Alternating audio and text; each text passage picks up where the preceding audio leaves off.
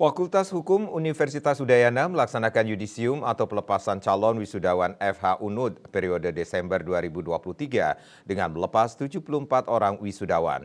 Kegiatan ini dilaksanakan di Aula Fakultas Hukum Universitas Udayana pada hari Senin 4 Desember 2023. Yudisium atau pelepasan calon wisudawan Fakultas Hukum Universitas Udayana periode Desember 2023 melepas sebanyak 74 orang wisudawan terdiri dari program Doktor Ilmu Hukum Fakultas Hukum Universitas Udayana melepas 3 orang calon wisudawan, program Studi Magister S2 Ilmu Hukum sebanyak 3 orang calon wisudawan. Sementara itu program Studi Magister Kenotariatan Fakultas Hukum Universitas Udayana melepas 5 orang calon wisudawan dan program Sarjana S1 FH UNUD melepas 63 orang wisudawan.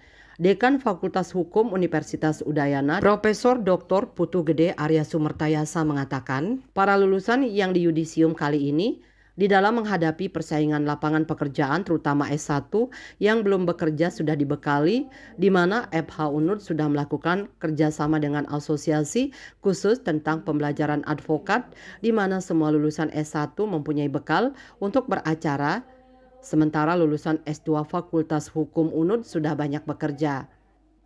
Apa yang kita ingin target dari lulusan yang di yudisium hari ini adalah tentu dalam menghadapi persaingan di lapangan pekerjaan dari Fakultas Hukum, terutama ya dari S1 yang belum bekerja itu, kami bekali dengan melakukan kerjasama dengan asosiasi tentang PKPA, yaitu kursus pembelajaran tentang advokat.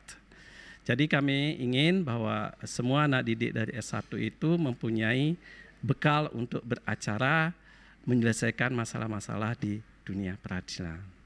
Nah, kalau untuk S2 dan S3 itu sebagian besar sudah bekerja mereka-mereka itu.